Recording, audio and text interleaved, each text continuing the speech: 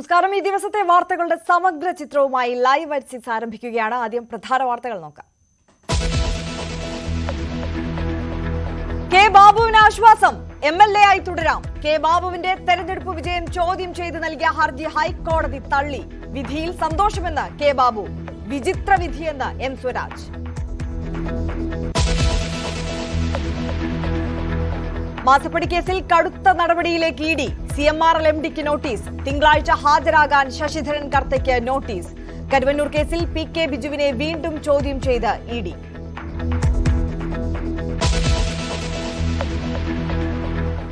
സുൽത്താൻ ബത്തേരി പേരുമാറ്റ വിവാദം കൊഴുക്കുന്നു. ഗണപതിവട്ടം എന്നാണെന്ന് ആവർത്തിച്ച് കെ സുരേന്ദ്രൻ. സുരേന്ദ്രന്റെ ആഗ്രഹമെന്ന് MV ഗോവിന്ദൻ. സുരേന്ദ്രൻ വയനാട്ടിൽ ജയിക്കാനും സാധ്യതയില്ലെന്ന് കുഞ്ഞാലിക്കുട്ടി.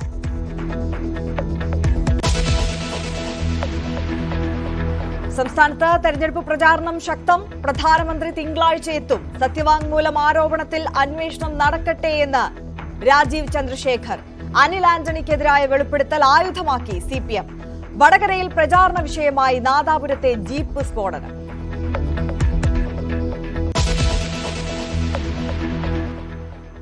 ഹരിയാനയിൽ സ്കൂൾ ബസ് മറിഞ്ഞ 6 കുട്ടികൾക്ക് ദാരുണാന്ത്യം. ഡ്രൈവർ മദ്യപിച്ചിരുന്നതായി ദൃക്സാക്ഷികൾ. ബസിന് ഫിറ്റ്നസ് സർട്ടിഫിക്കറ്റ് ഇല്ലെന്ന് കണ്ടെത്തി. അന്വേഷണം പുരോഗമിക്കുന്നതായി പോലീസ്.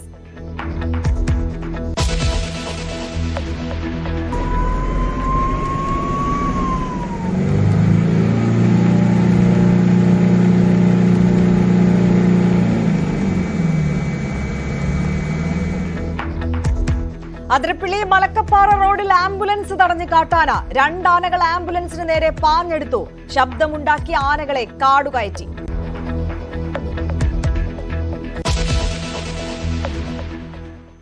വിശദമായി കടക്കുകയാണ്. ഇപ്പോൾ വരുന്നൊരു പ്രധാനപ്പെട്ട വാർത്തയിലേക്കാണ് ആദ്യം പോകുന്നത്. മാസപ്പടി കേസിൽ CMRL MD ശശിധരൻ കർത്തയ്ക്ക് ED നോട്ടീസ്. തിങ്കളാഴ്ച കൊച്ചിയിലെ ED ഓഫീസിൽ ഹാജരാകാനാണ് നിർദ്ദേശം. വിവരങ്ങളുമായി ഡാനി പോൾ കൊച്ചിയിൽ നിന്ന് ചേരുകയാണ്. ഡാനി, മാസപ്പടി കേസിൽ ED കടുപ്പിക്കുകയാണ്. ശശിധരൻ കർത്തയ്ക്ക് നോട്ടീസ് നൽകിയിരിക്കുന്നു. ചോദ്യം ചെയ്യലിന് ഹാജരാകാനാണ് നോട്ടീസ്. എങ്ങനെയാണ് വിശദാംശങ്ങൾ?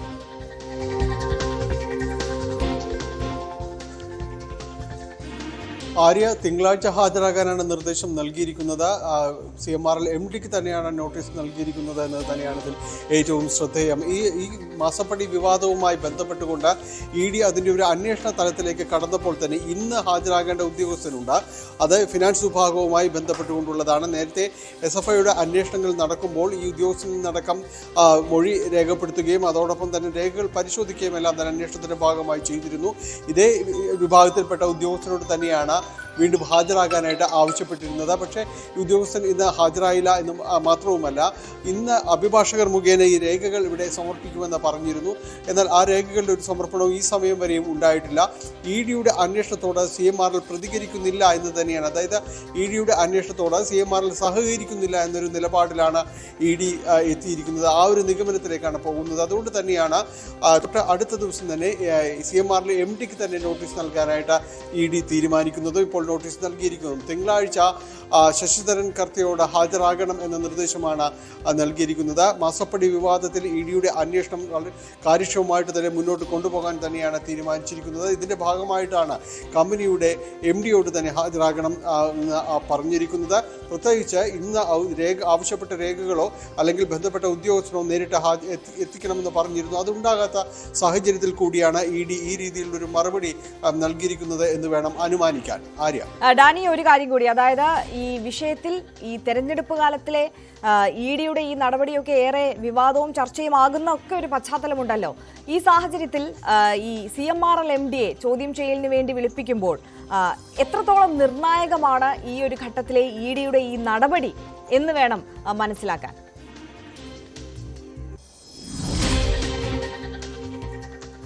ആര്യ, തെരഞ്ഞെടുപ്പുമായി ബന്ധപ്പെട്ടുകൊണ്ട് അതിനെ ചേർത്ത് വായിച്ചുകൊണ്ട് പ്രതിരോധിക്കുന്നത് ഈ കേസിനെ പ്രതിരോധിക്കുന്നത് CPM അത് നേരത്തെ തന്നെ ആരംഭിച്ചിട്ടുള്ളതാണ്. പക്ഷേ ഇതിൽ ഉണ്ടാക്കുന്ന ഈ കേസുമായി ബന്ധപ്പെട്ടുകൊണ്ട് SFIയുടെയും അതോടൊപ്പം തന്നെ EDയുടെയും അന്വേഷണം പോകുന്നത് അതിൻ്റെ ഏത് ചെറിയ വളരെ അനുരണനങ്ങൾ പോലും കൃത്യമായ രീതിയിൽ തന്നെ അത് തെരഞ്ഞെടുപ്പ് കാലത്ത് പ്രതിഫലിക്കുമെന്ന കാര്യത്തിൽ യാതൊരു സംശയവുമില്ല. പ്രത്യേകിച്ച് ഇത് കൊണ്ടുവരുന്നത് ഈ CPM നേതാക്കൾക്ക് പ്രത്യേകിച്ച് മുഖ്യമന്ത്രിയുടെ മകൾ വീണ വിജയന്റെ എക്സാലോജിക് എന്ന കമ്പനിയുമായി ബന്ധപ്പെട്ടുകൊണ്ട് തന്നെ നടത്തിയ ഇടപാടുകളുടെ സമഗ്രമായ ഒരു അന്വേഷണത്തിലേക്ക് തന്നെയാണ് ഈ നാൾവഴികൾ ചെല്ലുന്നത്. അതുകൊണ്ട് തന്നെയും ഇത് കൃത്യമായി ബാധിക്കുക CPM-നെ തന്നെയായിരിക്കും കൂടുതൽ പ്രതിരോധത്തിലേക്ക് കൊണ്ടുവരിക. അത് തെരഞ്ഞെടുപ്പ് കാലത്ത് പ്രത്യേകിച്ച് അതിൻ്റെ ഒരു അവസാന ലാപ്പിലേക്ക് കടന്നിരിക്കുന്ന ഈ സമയത്തെല്ലാം തന്നെ അത് പ്രതിഫലിക്കുക തന്നെ ചെയ്യും. ഇത് മനഃപൂർവ്വമായി കൂട്ടിച്ചേർക്കപ്പെട്ട ഒരു ആരോപണമാണ്, അതിൻ്റെ ഭാഗമായിട്ട് നടത്തുന്ന ഒരു അന്വേഷണമാണ് എന്ന് പറഞ്ഞുകൊണ്ടാണ് CPM ഇതിനെ പ്രതിരോധിക്കാൻ എല്ലാ വഴിയിലും ശ്രമിച്ചുകൊണ്ടിരിക്കുന്നത്. പക്ഷേ ഓരോ ദിവസം ചെല്ലുന്തോറും ഇതിൻ്റെ ഒരു കുരുക്ക മുറുകുകയാണ് എന്ന് തന്നെ പറയാം. കാരണം ED അതിൻ്റെ ഒരു അന്വേഷണ തലത്തിലേക്ക് കടന്നിരിക്കുന്നു, ബന്ധപ്പെട്ടവർക്ക് നോട്ടീസ് അയക്കുന്നു. ഇപ്പോൾ ഈ ഘട്ടത്തിൽ വീണ വിജയന്റെ കമ്പനിയും അതോടൊപ്പം തന്നെ ഈ CMRലുമായി നടത്തിയ പണമിടപാടുകൾ ഏത് രീതിയിലുള്ളതായിരുന്നു, പ്രധാനമായും ഉയർന്നു വരുന്ന ആക്ഷേപം കള്ളപ്പണം വെളുപ്പിക്കുന്നതിന് വേണ്ടിയായിരുന്നു എന്നതാണ്. എന്നാൽ അതല്ല, അവർക്ക് സാങ്കേതികവിദ്യ ചെയ്ത് നൽകിയതിനൊരു പ്രതിഫലമാണ് എന്നതാണ് പറയുന്നത്. അങ്ങനെയെങ്കിൽ അത് ഏത് രീതിയിലുള്ളതായിരുന്നു എന്ന് കൃത്യമായൊരു വിശദീകരണം CMRLന്റെ ഭാഗത്തു നിന്ന് ഉണ്ടാകേണ്ടതുണ്ട്. അതുകൊണ്ട് അതിനുശേഷമായിരിക്കും എക്സാലോജിക്കിലേക്കും വീണ വിജയനിലേക്കും എല്ലാം തന്നെ കടക്കുക. ഇതിൻ്റെ ആദ്യ നടപടി എന്ന രീതിയിലാണ് ഇത് തുടങ്ങി വെച്ചത്. പക്ഷെ തുടക്കത്തിൽ തന്നെ CMRL ഇതിനോട് നിസ്സഹകരണമാണ് കാണിക്കുന്നതെന്ന നിലപാടിലേക്ക് ED എത്തിച്ചേർന്നിരിക്കുന്നു. തീർച്ചയായും ഇതിൻ്റെ ഈ കാര്യങ്ങളെല്ലാം തന്നെ വരുന്ന ദിവസങ്ങളിലെല്ലാം തന്നെ ചർച്ചയാകും. പ്രത്യേകിച്ച് മാസപ്പടി കേസ് സംബന്ധിയായ കാര്യങ്ങൾ വലിയ രീതിയിൽ തന്നെ ചർച്ച ചെയ്തു പോയതാണ് കഴിഞ്ഞ നാളുകളിൽ. അത് തെരഞ്ഞെടുപ്പിൻ്റെ ഒരു പ്രചാരണത്തിൻ്റെ വലിയ മൂർധന്യതയിലേക്ക് എത്തുമ്പോൾ വീണ്ടും അതിൻ്റെ അന്വേഷണത്തിൻ്റെ ഈ തലങ്ങളും CMRL സ്വീകരിക്കുന്ന നടപടികൾ, അതിനുള്ള പ്രതികരണങ്ങൾ, ഇതെല്ലാം തന്നെയും വീണ്ടും ചർച്ചയാവുകയാണ്. തീർച്ചയായും ഡാനി പോളാണ് വിശദാംശങ്ങൾ നൽകിയത്. ഡാനി തുടരുക. മറ്റൊരു പ്രധാനപ്പെട്ട വാർത്തയുടെ വിശദാംശങ്ങൾ കൂടി ഡാനിയിൽ നിന്ന് ചോദിച്ചറിയാനുണ്ട്. കരുവന്നൂർ കള്ളപ്പണ ഇടപാട് കേസിൽ CPM സംസ്ഥാന സെക്രട്ടേറിയറ്റ് അംഗം PK ബിജുവിനെ ED ചോദ്യം ചെയ്യുന്നു. തുടർച്ചയായി 3-ാം തവണയാണ് PK ബിജുവിനെ ചോദ്യം ചെയ്യുന്നത്. കേസിലെ മുഖ്യപ്രതി സതീഷ് കുമാറുമായി PK ബിജുവിന് പണമിടപാട് ഉണ്ടായിരുന്നുവെന്ന മൊഴിയുടെ അടിസ്ഥാനത്തിലാണ് ചോദ്യം ചെയ്യൽ. ഡാനി പോൾ തുടരുന്നുണ്ട്. ഡാനി, മറ്റൊരു വിഷയം, ഈ തെരഞ്ഞെടുപ്പ് കാലത്ത്, ഈ തെരഞ്ഞെടുപ്പ് പ്രഖ്യാപനത്തിനൊക്കെ മുമ്പ് തന്നെ വളരെ ചർച്ചയായതാണ്. CPM വല്ലാതെ പ്രതിരോധത്തിലായ വിഷയം കൂടിയാണ് ഈ കരുവന്നൂർ ബാങ്ക് തട്ടിപ്പ്. അത് BJP വലിയൊരു ആയുധം കൂടിയാക്കുന്നുണ്ട് ഈ ഒരു തെരഞ്ഞെടുപ്പ് ഘട്ടത്തിൽ.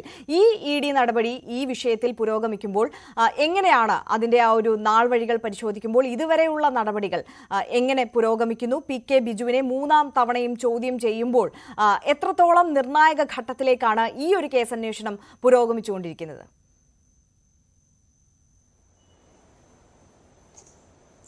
ആര്യ, PK ബിജുവിനെ 3-ാം വട്ടവും ചോദ്യം ചെയ്യണം. രാവിലെ തന്നെ അദ്ദേഹം ഹാജരായിരുന്നു. മാധ്യമപ്രവർത്തകരുടെ ചോദ്യത്തോട് കഴിഞ്ഞ 2 വട്ടവും എന്ന പോലെ ഇക്കുറിയും അദ്ദേഹം പ്രതികരണം ഉണ്ടായില്ല.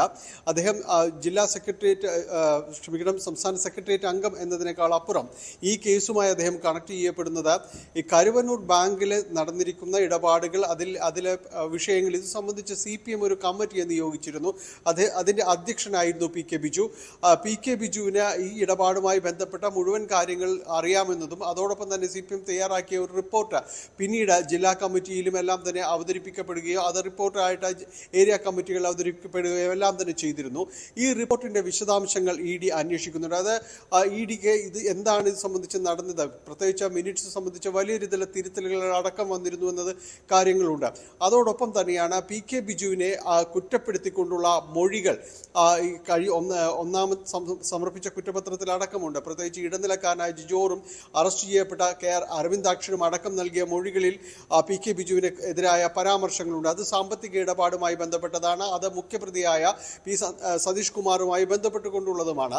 ഇത്തരം കാര്യങ്ങളുടെ നിജസ്ഥിതി EDക്ക് മനസ്സിലാക്കേണ്ടതുണ്ട്. ഏത് രീതിയിലുള്ള ഒരു ഇടപാടുകൾ, എങ്ങനെയാണ് പണം പറ്റിയത് എന്നതടക്കമുള്ള കാര്യങ്ങൾ PK ബിജുവിൽ നിന്ന് തേടേണ്ടതുണ്ട്. അതുകൊണ്ട് തന്നെയാണ് PK ബിജുവിന് തുടർച്ചയായ 3-ാം വട്ടം ഇതുമായി ബന്ധപ്പെട്ടുകൊണ്ട് വിളിപ്പിച്ചിരിക്കുന്നത്. ഒപ്പം തന്നെയും CPM-നെ കൂടുതൽ പ്രതിരോധത്തിലേക്ക് ആഴ്ത്തുന്ന രീതിയിലേക്ക് തന്നെയാണ് കരുവന്നൂർ കേസുമായി ബന്ധപ്പെട്ടുകൊണ്ടുള്ള അന്വേഷണം മുന്നോട്ട് കൊണ്ടുപോകുന്നത്. 7-ാം തവണയും 22 ഹാജരാകാനായിട്ട് ആവശ്യപ്പെട്ടിരിക്കുന്നത് CPM തൃശൂർ ജില്ലാ സെക്രട്ടറി MM വർഗീസിനോടാണ്. 22-ാം തീയതി അദ്ദേഹത്തോട് ഹാജരാകാനായിട്ട് നിർദ്ദേശം നൽകിയിട്ടുണ്ട്. CPM-ന്റെ സ്ഥാപന ജംഗമ വസ്തുക്കൾ ജില്ലയിലെ സംബന്ധിച്ച വ്യക്തമായ വിവരങ്ങൾ ആദായ നികുതി വകുപ്പിനടക്കം നൽകിയിട്ടില്ല എന്നൊരു ആക്ഷേപം ഉയർന്നിട്ടുണ്ട്. അത്തരം കാര്യങ്ങളിലെല്ലാം തന്നെയും വ്യക്തമായ വിശദീകരണം നൽകണമെന്നാണ് തന്നെയാണ് ആവശ്യപ്പെട്ടിരിക്കുന്നത്. 22-ന് അദ്ദേഹം ഹാജരാകുമ്പോൾ അത് നൽകുമെന്നും അദ്ദേഹം മാധ്യമങ്ങളോട് പ്രതികരിച്ചിട്ടുണ്ട്. പക്ഷേ ഈ നടപടികൾ, സംഭവവികാസങ്ങളെല്ലാം തന്നെയും ഈ തെരഞ്ഞെടുപ്പ് കാലത്ത് വലിയ രീതിയിലുള്ള ഒരു ചർച്ച തന്നെയാണ്. BJP മാത്രമല്ല UDF-ഉം അത് ആയുധമാക്കുന്നു. അങ്ങനെ CPM-നെ കൂടുതൽ പ്രതിരോധത്തിലേക്ക് ആഴ്ത്തുന്ന രീതിയിലേക്ക് തന്നെയാണ് ED-യുടെ ഈ അന്വേഷണം മുന്നോട്ട് കൊണ്ടുപോകുന്നത്. അത് മാസപ്പടി കേസായാലും കരുവന്നൂർ കേസായാലും CPM തന്നെയാണ് കൂടുതൽ പ്രതിരോധത്തിലേക്ക് ഓരോ ദിവസവും നീങ്ങുന്നത്. തീർച്ചയായും ഡാനി പോളാണ് വിവരങ്ങൾ നൽകിയത്. ഡാനി സൂചിപ്പിച്ചതുപോലെ തന്നെ മാസപ്പടി കേസിലാണെങ്കിലും കരുവന്നൂർ ബാങ്ക് തട്ടിപ്പ് കേസിലാണെങ്കിലും ED നടപടിയിൽ കൂടുതൽ പ്രതിരോധത്തിലേക്ക് പോവുകയാണ് CPM.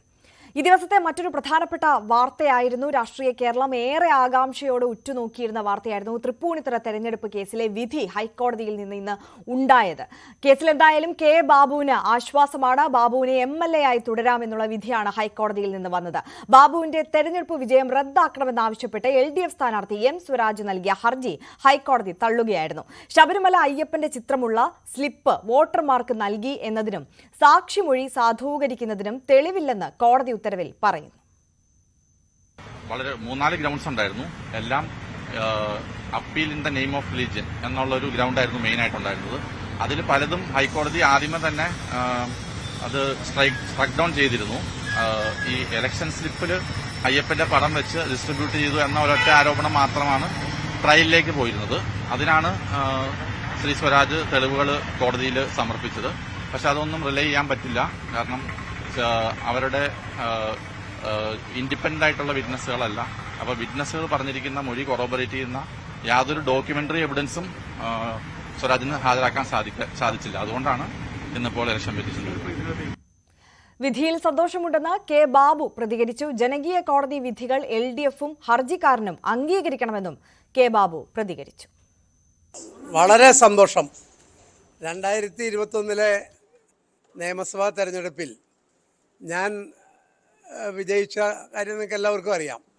ആ തെരഞ്ഞെടുപ്പ് വിധി അസ്വാദമാക്കണമെന്നും LDF സ്ഥാനാർത്ഥിയെ വിജയിയാക്കണമെന്ന് പ്രഖ്യാപിക്കണമെന്ന് ആവശ്യപ്പെട്ടുകൊണ്ടാണ് അവർ കേരള ഹൈക്കോടതിയെ സമീപിച്ചത്.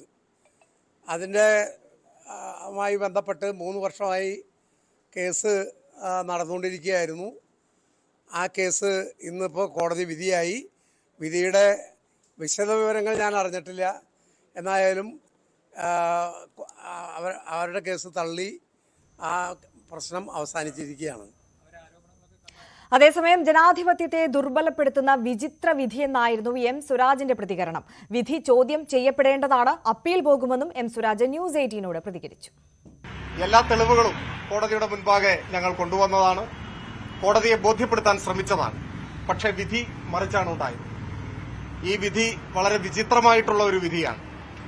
ഇത് ജനാധിപത്യത്തെ ശക്തിപ്പെടുത്തുന്ന ഒരു വിധിയല്ല. ഒരു കേസിലെ ജയപരാജയമൊന്നും ഒരു പ്രശ്നമേ അല്ല. അല്ലെങ്കിൽ ഈ കേസിലൂടെ വിജയിച്ച് നിയമസഭാംഗമാവുക എന്നതൊന്നുമല്ല ഇതിന്റെ ആത്യന്തികമായ കേന്ദ്ര പ്രശ്നം. അത് ജനാധിപത്യത്തെ ദുർബലപ്പെടുത്തുന്ന, ജനാധിപത്യം അട്ടിമറിക്കപ്പെടുന്ന നഗ്നമായ നിയമലംഘനങ്ങൾ തടയപ്പെടേണ്ടതുണ്ട് എന്ന ബോധ്യമാണ്. പക്ഷേ ഈ വിധി തെറ്റായ ഒരു സന്ദേശം നമ്മുടെ സമൂഹത്തിന് പകർന്നു നൽകും. പ്രത്യേകിച്ചൊരു തെരഞ്ഞെടുപ്പിന്റെ ഉച്ചസ്ഥായിയിലാണ് ഈ വിധിയും പുറത്തു വരുന്നത്. ഈ വിധി തെറ്റായ കീഴ്വഴക്കങ്ങൾ സൃഷ്ടിക്കുമോ എന്ന് ആശങ്കപ്പെടേണ്ടതുണ്ട്. വിശ്വാസികളുടെ വോട്ട് നേടാൻ, വിശ്വാസികളെ ചൂഷണം ചെയ്യാൻ, അവർ വിശ്വസിക്കുന്ന ദൈവങ്ങളുടെ ചിത്രം അച്ചടിച്ച് അവർക്കിടയിൽ പ്രചരണം നടത്തിയാൽ പോലും അതൊക്കെ ചെയ്യാവുന്നതാണ്, അതൊക്കെ സാധൂകരിക്കപ്പെടും എന്ന തോന്നൽ ഈ വിധി ഉണ്ടാകും. അതുകൊണ്ട് തന്നെ ഈ വിധി ചോദ്യം ചെയ്യപ്പെടേണ്ടതാണ് എന്നാണ് ഈ ഘട്ടത്തിൽ ഞാൻ വിചാരിക്കുന്നത്. പാർട്ടിയുമായും വക്കീലുമായും ആലോചിച്ച ശേഷം വിധി പകർപ്പൊക്കെ വിശദമായി പരിശോധിച്ച ശേഷം ആ കാര്യത്തിൽ ഉചിതമായിട്ടുള്ള തീരുമാനം കൈക്കൊള്ളും. കൊച്ചിയിൽ നിന്ന് ആജ്ഞ രവീന്ദ്രൻ തയ്യാറാക്കിയ സമഗ്രമായ റിപ്പോർട്ടിലേക്ക്. കഴിഞ്ഞ നിയമസഭാ തെരഞ്ഞെടുപ്പിൽ തൃപ്പൂണിത്തുറ മണ്ഡലത്തിൽ തെരഞ്ഞെടുപ്പ് പ്രചാരണത്തിനായി മതചിഹ്നങ്ങൾ ഉപയോഗിച്ചുവെന്ന് കാട്ടി കെ ബാബു MLA-ക്കെതിരെ എതിർ സ്ഥാനാർത്ഥിയായിരുന്ന M സ്വരാജ് നൽകിയ ഹർജി ഹൈക്കോടതി തള്ളിയിരിക്കുകയാണ്. എം സ്വരാജ് പ്രൊഡ്യൂസ് ചെയ്തിരുന്ന സാക്ഷികൾക്കോ അല്ലെങ്കിൽ രേഖകൾക്കോ തെളിവുകൾക്കോ ഒന്നും ഈ പറയുന്ന ആരോപണം സാധൂകരിക്കാനായില്ല എന്ന് കാണിച്ചാണ് ഹൈക്കോടതി ഈ ഹർജി തള്ളുന്നത്. 2 മുതൽ 5 വരെയുള്ള സാക്ഷികൾ CPM പ്രവർത്തകരാണ്. അതുകൊണ്ട് അവരുടെ സാക്ഷിമൊഴികളെ മുഖവിലേക്കെടുക്കാൻ കഴിയില്ല എന്നും ഹൈക്കോടതി നിരീക്ഷിക്കുകയുണ്ടായി. നമുക്കറിയാം 1991 മുതൽ തുടർച്ചയായി കെ ബാബു സ്ഥിരമായി നിയമസഭയിലെത്തുന്ന മണ്ഡലമാണ് തൃപ്പൂണിത്തുറ. അതേസമയം 2016 തെരഞ്ഞെടുപ്പിലാണ് എം സ്വരാജ് ഈ വിജയത്തെ അട്ടിമറിച്ചുകൊണ്ട് നിയമസഭയിലെത്തുന്നത്. തുടർന്ന് ഈ മണ്ഡലം തിരിച്ചുപിടിക്കേണ്ടത് UDFന്റെ ആവശ്യകതയെ മാറുകയായിരുന്നു. 2021 തെരഞ്ഞെടുപ്പിൽ കെ ബാബു വീണ്ടും ഇതേ മണ്ഡലത്തെ പ്രതിനിധീകരിച്ച് നിയമസഭയിലെത്തുന്നു. 992 വോട്ടിന്റെ ഭൂരിപക്ഷത്തിലാണ് കെ ബാബു അന്ന് വിജയിക്കുന്നത്. രാഷ്ട്രീയ കേരളം അങ്ങേയറ്റം ആകാംക്ഷയോടെ കാത്തിരുന്ന ഒരു മണ്ഡലം കൂടിയാണ്. കാരണം ഏറ്റവും അവസാന ഘട്ടത്തിലാണ് ഇവിടെ ഈ മണ്ഡലത്തിൽ ആര് വിജയിക്കുമെന്നുള്ള ഒരു സാധ്യത കൂടി തെളിഞ്ഞു വന്നത്. അതുകൊണ്ട് തന്നെ കേവലമായി ചെറിയ ഭൂരിപക്ഷത്തോടു കൂടിയാണ് അന്ന് കെ ബാബു മണ്ഡലം തിരിച്ചുപിടിച്ചത്. അന്ന് തന്നെ 2021 തന്നെ എം സ്വരാജ് ഈ ഹർജി ഫയൽ ചെയ്യുന്നു. തെരഞ്ഞെടുപ്പിൽ വോട്ടർമാർക്ക് നൽകിയ സ്ലിപ്പിൽ അയ്യപ്പന്റെ ചിത്രം ഉപയോഗിച്ചു, ഹൈന്ദവ വോട്ടുകളെ സ്വാധീനിക്കാൻ ശ്രമിച്ചു, വിശ്വാസികളെ സ്വാധീനിക്കാൻ ശ്രമിച്ചു തുടങ്ങിയ കാര്യങ്ങൾ ഉന്നയിച്ചാണ് എം സ്വരാജ് ഈ ഹർജി ഫയൽ ചെയ്യുന്നത്. അന്ന് തന്നെ ഹൈക്കോടതിയിൽ കെ ബാബു തടസ്സ ഹർജി ഉന്നയിച്ചെങ്കിലും അത് തള്ളുകയും തുടർന്ന് സുപ്രീംകോടതിയെ സമീപിക്കുകയും സുപ്രീംകോടതിയും ഈ കാര്യത്തിൽ പ്രഥമ ദൃഷ്ട്യാ ഇതിൽ ബാബുവിന്റെ ഹർജി തള്ളുന്ന ഒരു സാഹചര്യമാണ്. പ്രഥമ ദൃഷ്ട്യാ സ്വരാജിന്റെ ഹർജി നിലനിൽക്കുന്ന ഒരു സാഹചര്യം കൂടി ചൂണ്ടിക്കാട്ടിയിട്ടാണ് അന്ന് സുപ്രീംകോടതി ഈ ഹർജി തള്ളാനുണ്ടായ സാഹചര്യം.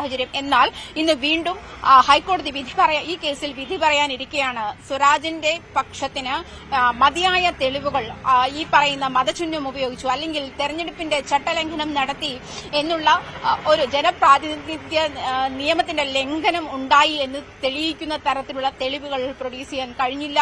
അതുപോലെ തന്നെ സാക്ഷിമൊഴികളും അത് സാധൂകരിക്കുന്ന തരത്തിലായിരുന്നില്ല എന്ന് ഹൈക്കോടതി നിരീക്ഷിച്ചത്. കൂടുതൽ വാർത്തകളിലേക്ക് എത്താം ഇടവേളയ്ക്ക് ശേഷം.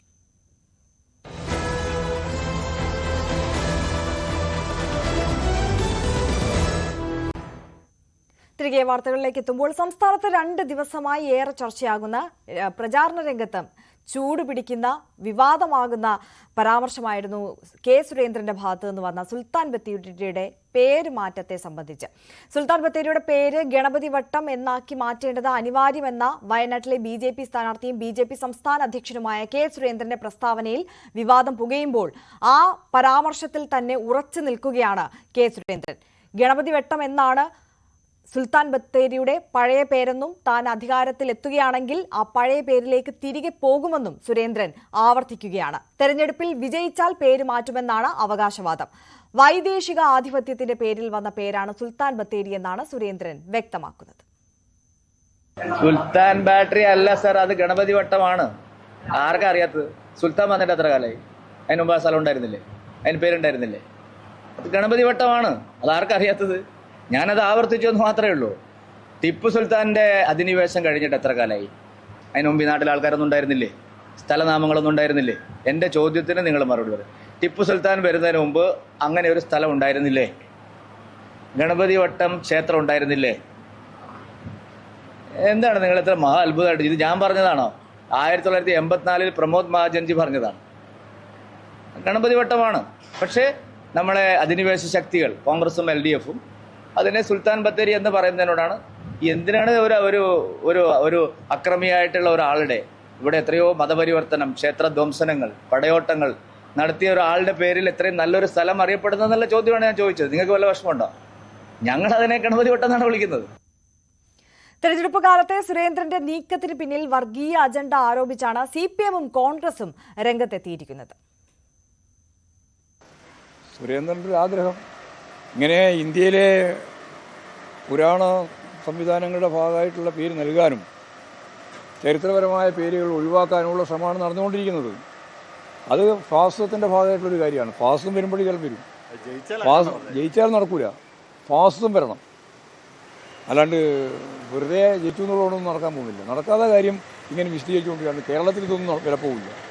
ഒരു ഗണപതി വട്ടവും പോകില്ല. കേരളല്ലേ, ഇത് കേരളാണല്ലോ.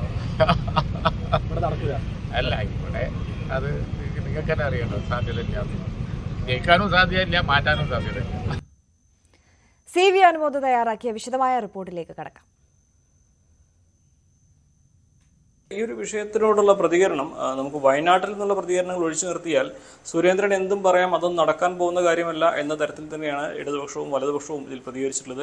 അതിൽ കുഞ്ഞാലിക്കുട്ടിയുടെ പ്രതികരണം തന്നെ ആദ്യത്തെ വാചകത്തിൽ തന്നെ എല്ലാം പറയുന്നുണ്ട്. ഇത് കേരളമാണ് എന്ന് പറയുമ്പോൾ തന്നെ ഇതൊന്നും നടക്കുന്ന കാര്യമല്ല എന്ന് അദ്ദേഹത്തിൻ്റെ ആ സ്റ്റേറ്റ്മെൻറ്റിലെ ആദ്യത്തെ ഒരു വരി തന്നെ പറയുന്നു. രണ്ടാമതായിട്ട് സുരേന്ദ്രൻ ജയിക്കാൻ ഒരു സാധ്യതയില്ല, ജയിക്കാൻ സാധ്യതയില്ലാത്ത സ്ഥാനാർത്ഥിക്ക് എന്തും പറയാം എന്നൊരു തരത്തിൽ ഇതിനെ പരിഹസിക്കുകയാണ് ഇടതുപക്ഷം ചെയ്യുന്നത്.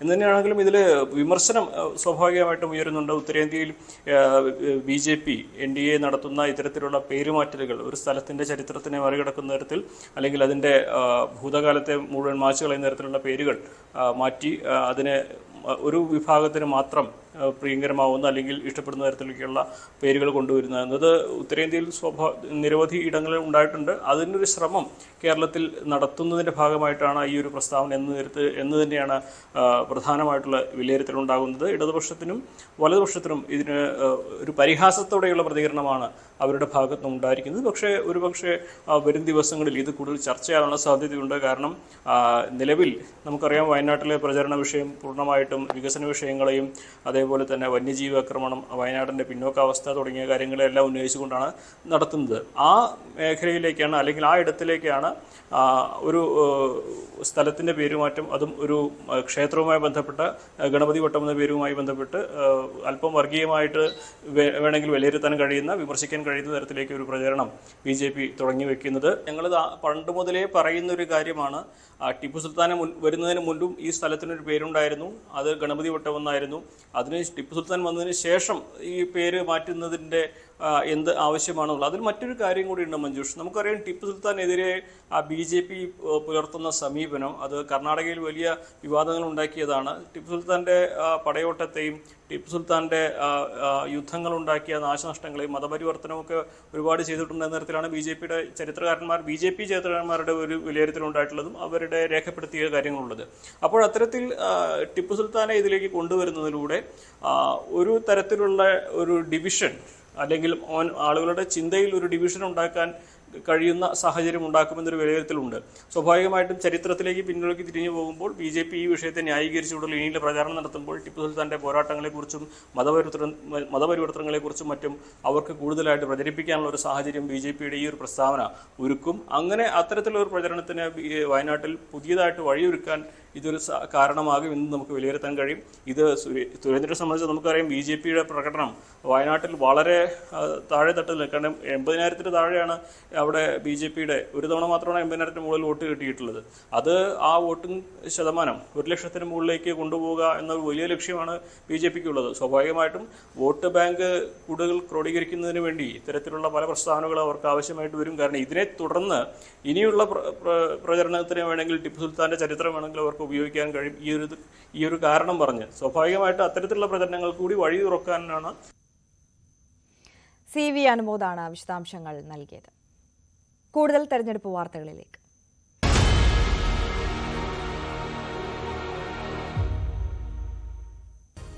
Political Grand Finale, co-presented by Berger Paints, 100 years of trust, powered by ICL FinCorp. ICL FinCorp, the intelligent choice. Educational partner, IBIS Group of Educational Institutions. ഇനി കണ്ണടച്ചല്ല, കണ്ണ് തുറന്ന് സ്വപ്നം കാണാം. IBISലൂടെ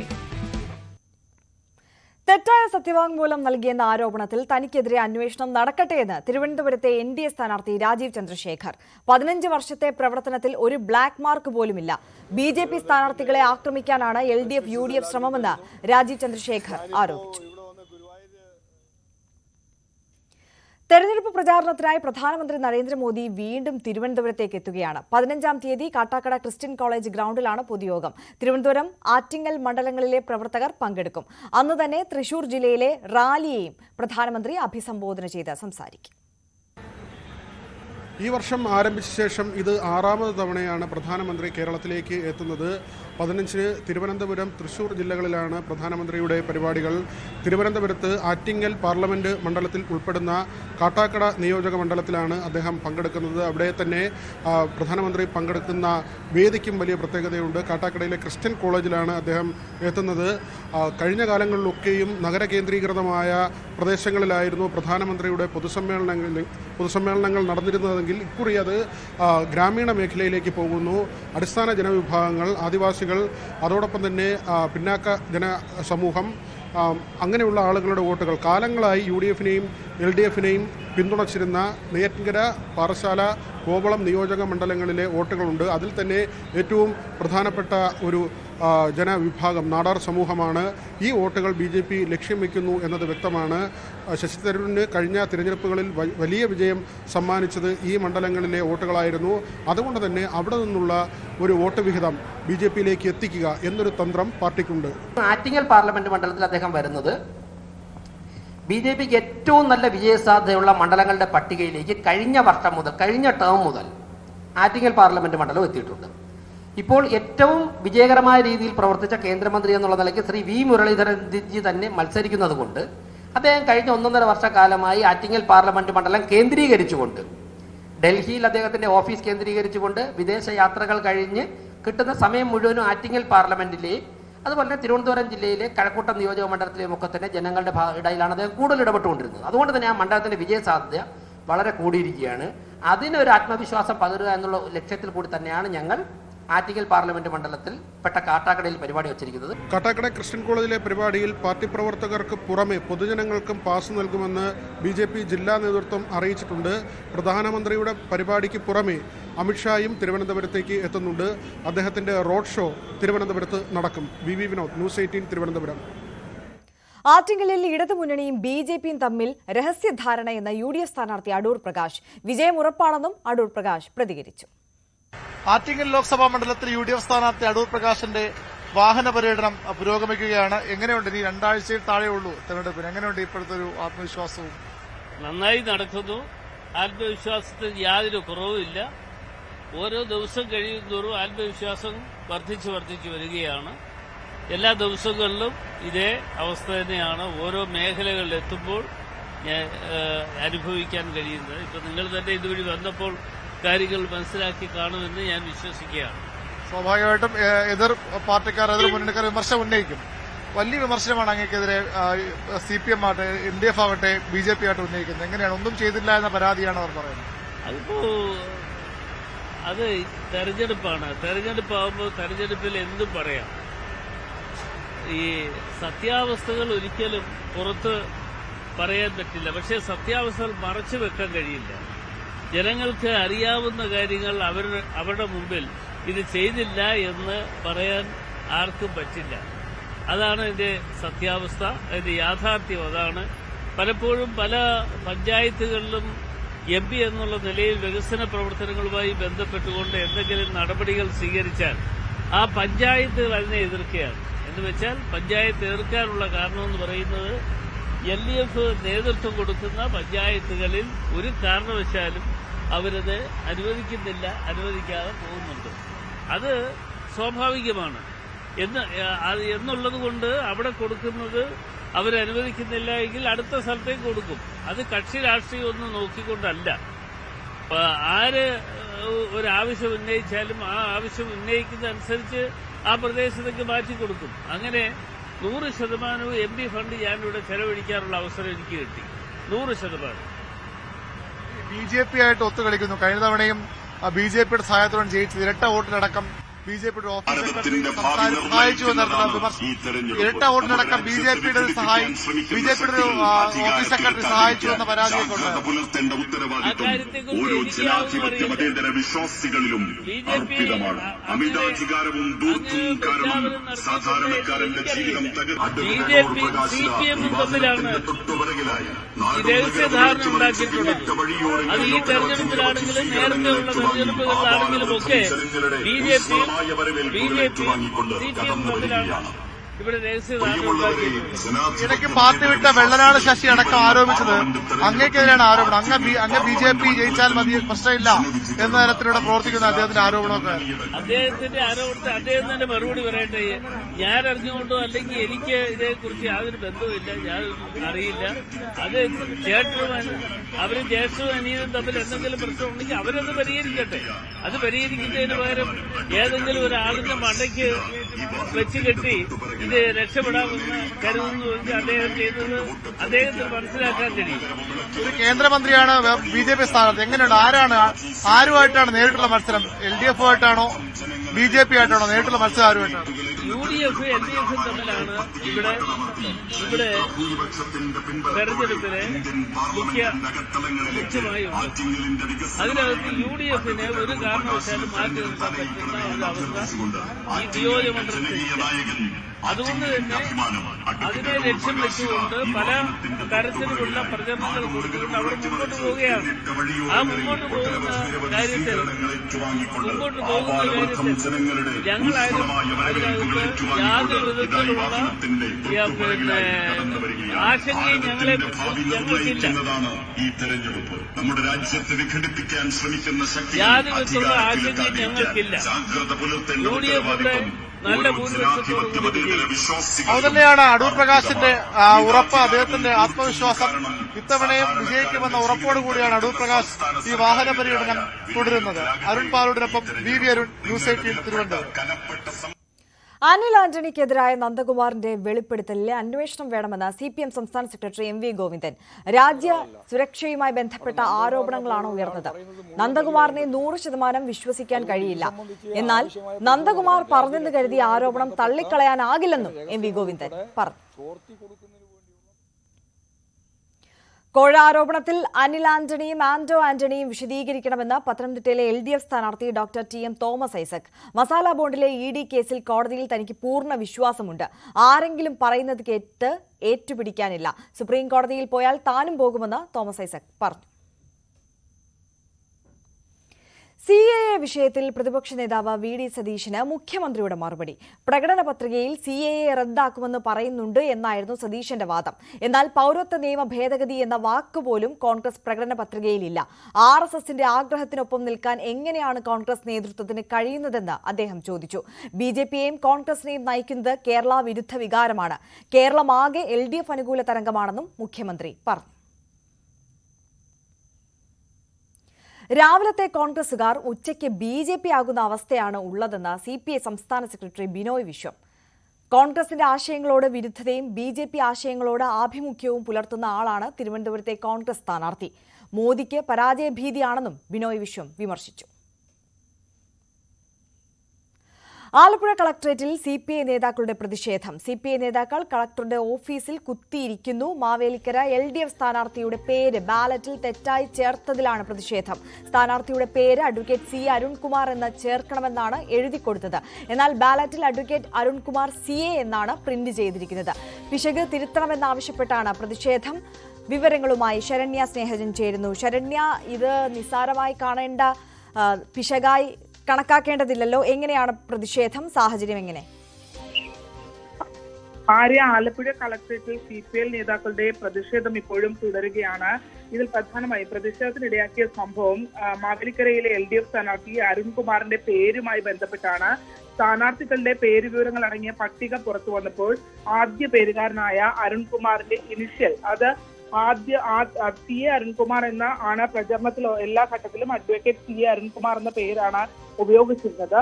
എന്നാൽ ഈ പട്ടിക പുറത്തു വന്നപ്പോൾ ആ പട്ടികയിൽ ആദ്യം കാണിച്ചിരിക്കുന്ന പേര് അഡ്വക്കേറ്റ് അരുൺകുമാർ CA എന്നാണ്. അതായത് ഇനിഷ്യൽ ഭാഗം അവസാനമായി വന്നു എന്നുള്ളതാണ് ഇപ്പോൾ പ്രശ്നമായി വന്നിരിക്കുന്നത്. പ്രചാരണ ഘട്ടത്തിലെല്ലാം തന്നെ അഡ്വക്കേറ്റ് CA അരുൺകുമാർ എന്ന പേരാണ് ജനങ്ങൾക്ക് പരിചിതമായുള്ള പേര്. മറിച്ച് അങ്ങനെ തന്നെയാണ് അരുൺകുമാർ അത് നാമനിർദ്ദേശ പത്രിക സമർപ്പിക്കുമ്പോഴും ആ പേര് അങ്ങനെ തന്നെയാണ് എഴുതിയിരുന്നത്. പക്ഷേ ഈ ലിസ്റ്റ് വന്നപ്പോൾ ഈ CA അരുൺകുമാർ എന്നുള്ള CA എന്നുള്ള ഭാഗം അവസാനമായി വന്നിരിക്കുന്നു എന്നുള്ളതാണ് ഇപ്പോൾ പ്രതിഷേധത്തിന് ഇടയാക്കിയിട്ടുള്ളത്. CPIയുടെ ജില്ലാ സെക്രട്ടറി TJ ആഞ്ചലോസ്, ഒപ്പം തന്നെ സത്യനേശൻ, കൃഷ്ണകുമാർ തുടങ്ങിയ CPI നേതാക്കന്മാരാണ് അവിടെ ഇപ്പോൾ ഇരിക്കുന്നത്. ഈ പേര് തിരുത്തി വേണം എന്നുള്ള ആവശ്യം ഉന്നയിച്ചുകൊണ്ടാണ്.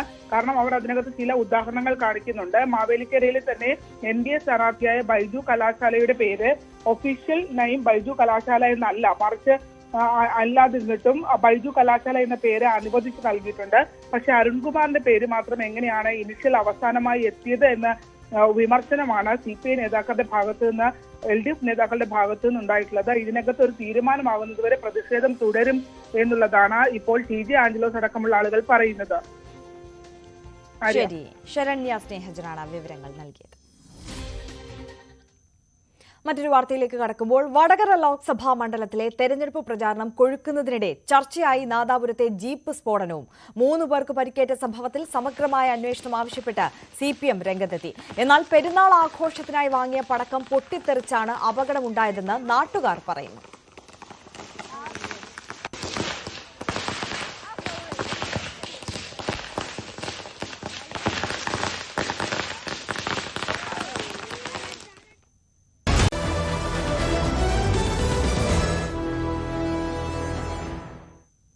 തിരികെ വാർത്തകളിലേക്ക്. ഹരിയാനയിൽ സ്കൂൾ ബസ് മരത്തിലിടിച്ച് 6 കുട്ടികൾക്ക് ദാരുണാന്ത്യം. നർനൌളിൻ കനിയയിലെ ഉൻഹാനി ഗ്രാമത്തിലായിരുന്നു അപകടം. ഡ്രൈവർ മദ്യലഹരിയിലായിരുന്നുവെന്ന് ദൃക്സാക്ഷികൾ പറയുന്നു. ഈദുൽ ഫിത്തറിന് അവധിയായിരുന്നെങ്കിലും സ്കൂൾ പ്രവർത്തിച്ചിരുന്നതായി അധികൃതർ പറഞ്ഞു. ബസിന് ഫിറ്റ്നസ് സർട്ടിഫിക്കറ്റ് ഇല്ലെന്ന് കണ്ടെത്തിയിട്ടുണ്ട്.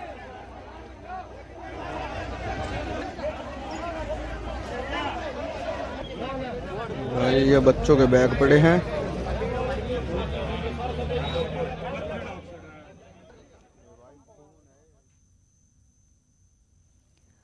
ആലുവയിലെ റിസോർട്ടിലെ ലഹരി പാർട്ടിയുമായി ബന്ധപ്പെട്ട കേസിൽ നിന്നും കെട്ടിട ഉടമയായ PV അൻവർ MLA ഒഴിവാക്കിയതിൽ ഹൈക്കോടതി ഇടപെടൽ. പരാതി പരിശോധിക്കാൻ ആഭ്യന്തര സെക്രട്ടറിക്ക് ഹൈക്കോടതി നിർദ്ദേശം നൽകി.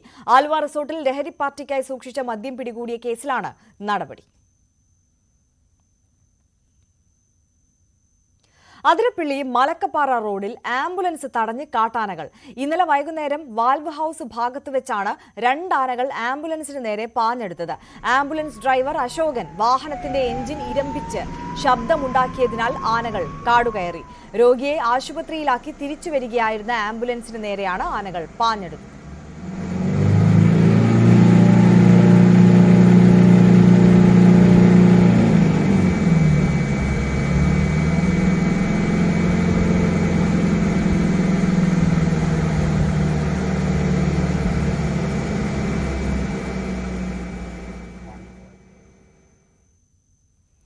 അട്ടപ്പാടിയിൽ വീണ്ടും ആദിവാസി ശിശുമരണം. ആനക്കല്ലൂരിലെ രേഷ്മ സമീഷ് ദമ്പതികളുടെ 2 മാസം പ്രായമുള്ള പെൺകുഞ്ഞാണ് മരിച്ചത്. കോയമ്പത്തൂർ മെഡിക്കൽ കോളേജിൽ ചികിത്സയിലായിരുന്ന കുഞ്ഞ് ഇന്ന് രാവിലെ 9 മണിയോടെയാണ് മരിച്ചത്. പ്രതിരോധ പ്രവർത്തനങ്ങൾ തുടരുന്നതിനിടെയാണ് അട്ടപ്പാടി മേഖലയിൽ ശിശുമരണങ്ങൾ തുടർക്കഥയാകുന്നത്. കാസർഗോഡ് റിയാസ് മൗലവി വധക്കേസിലെ സർക്കാരിന്റെ അപ്പീൽ ഹൈക്കോടതി ഫയലിൽ സ്വീകരിച്ചു. പത്രികകൾക്ക് ഹൈക്കോടതി ഡിവിഷൻ ബെഞ്ച് നോട്ടീസ് അയച്ചു. പ്രതികൾക്ക് ഹൈക്കോടതി ഡിവിഷൻ ബെഞ്ച് നോട്ടീസ് അയച്ചു. 3 പ്രതികളും സെഷൻസ് കോടതിയിൽ ഹാജരാകണം. സെഷൻസ് കോടതിയിൽ ജാമ്യം നേടാനും പ്രതികൾക്ക് ഹൈക്കോടതി നിർദ്ദേശം നൽകി. പ്രതികൾ ഹൈക്കോടതി പരിധി വിട്ടുപോകരുതെന്നും ഉത്തരവിട്ടിട്ടുണ്ട്.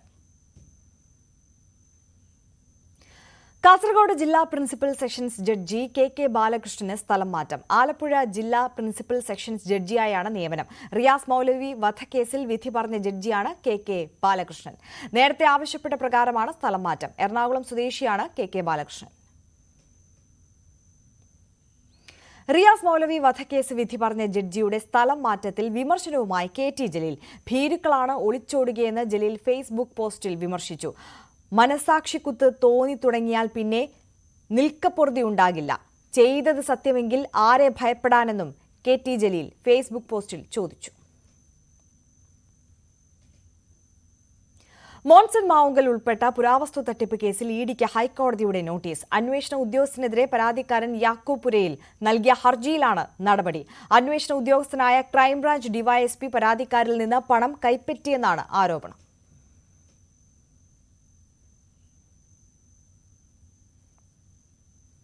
വേനൽ കനത്തതോടെ പാലക്കാട് കുടിവെള്ളക്ഷാമം രൂക്ഷമായി. അതിവേഗപുര പഞ്ചായത്തിലെ ഉയർന്ന പ്രദേശങ്ങളിൽ കുടിവെള്ളം കിട്ടാക്കനിയായതോടെ ടാങ്കർ ലോറിയിൽ കുടിവെള്ള വിതരണം ആരംഭിച്ചു.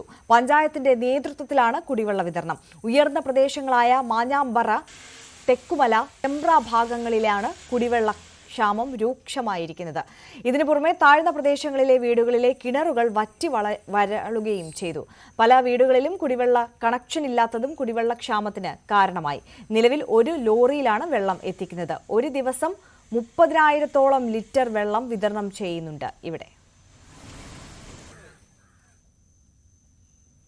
വേനൽക്കാലമായതോടെ തണ്ണിമത്തൻ ആവശ്യക്കാർ ഏറെയാണ്. ജോലിക്കിടയിൽ ലഭിക്കുന്ന ഇടവേളയിൽ തണ്ണിമത്തൻ കൃഷി ചെയ്ത് ശ്രദ്ധേയനാവുകയാണ് എറണാകുളം പല്ലാരിമംഗലം സ്വദേശി മുഹമ്മദ്.